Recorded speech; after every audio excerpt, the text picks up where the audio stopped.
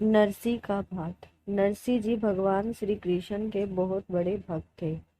नरसी जी जब पैदा हुए थे तब ये अंधे और गूंगे दोनों थे। नरसी के जन्म के पश्चात इनके माता पिता का देहावसान हो गया था। अब इनके परिवार में इनकी दादी और भाई भाभी थे।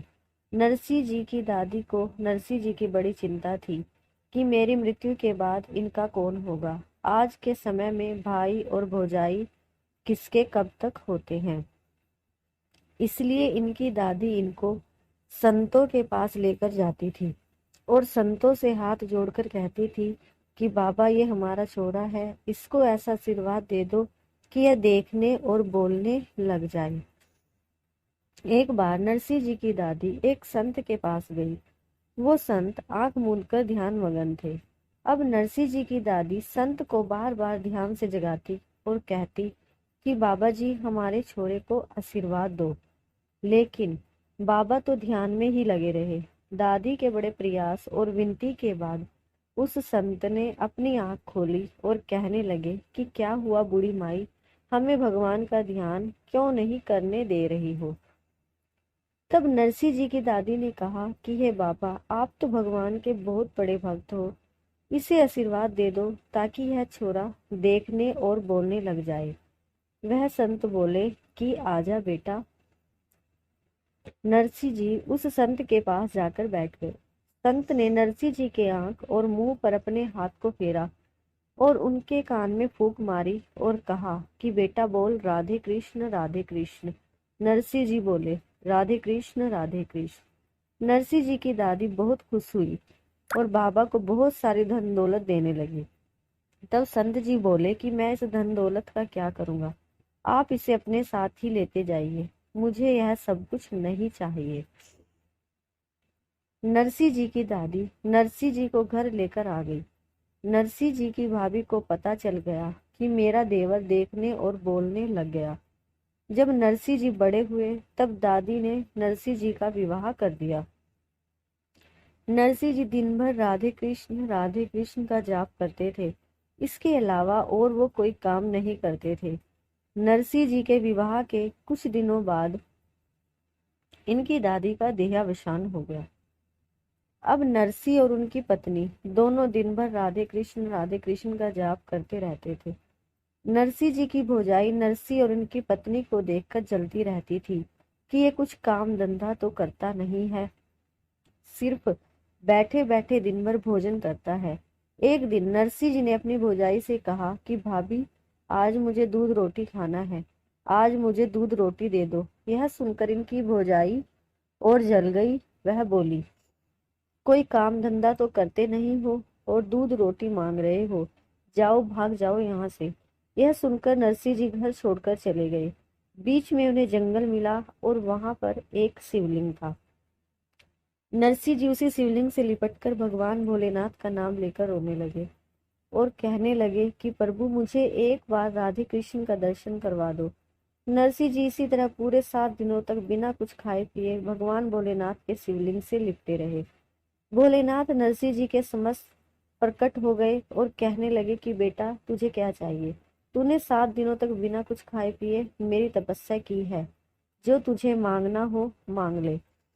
तब नरसी जी ने भगवान भोलेनाथ से कहा कि हे भोलेनाथ, मुझे एक बार राधे कृष्ण का दर्शन करवा दो और इसके अलावा मुझे आपसे कुछ नहीं चाहिए। भगवान भोलेनाथ नरसी जी को लेकर गोलोक धाम में गए। वहां पर श्री कृष्ण राधा जी के साथ नाच रहे थे।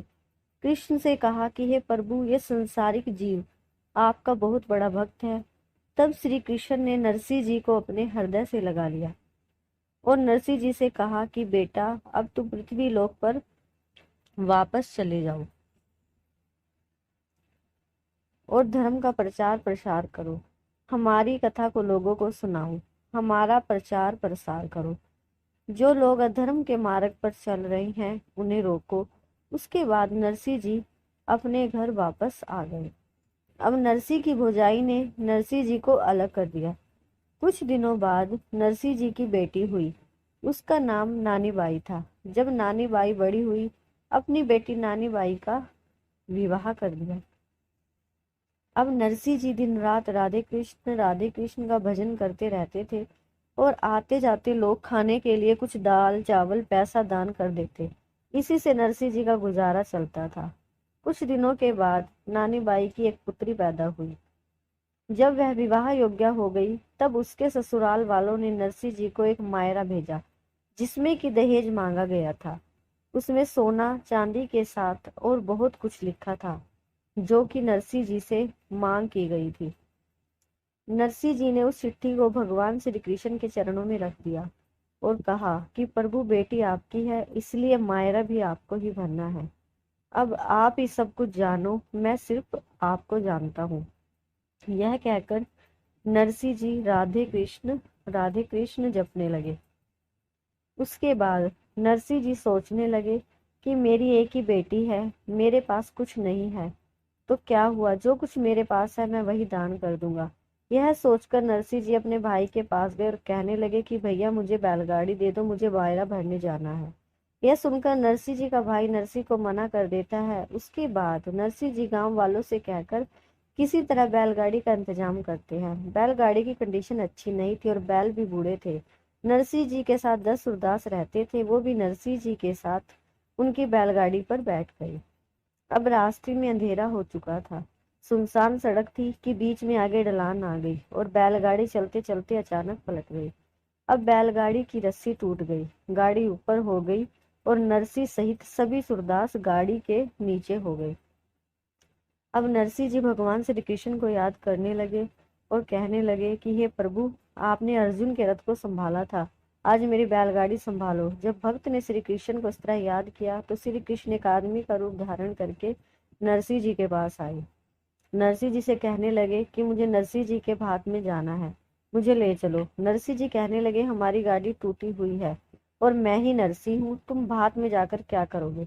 भगवान ने कहा कि मैं भी नरसिंह जी का भात देखना चाहता हूँ, मैं भी मायरा भरूंगा।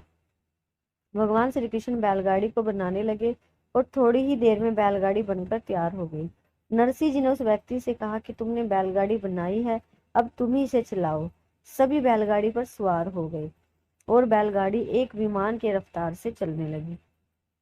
दूसरे दिन नानी बाई बड़ी ही उत्सुकता के साथ नरसिंह जी का इंतजार करने लगी और तभी सामने देखती है कि नरसिंह जी संतों की टोली और कृष्ण जी के साथ चले आ रहे हैं और उनके पीछे ऊंटों और घोड़ों की लंबी कतार आ रही है जिनमें सामान लदा हुआ है।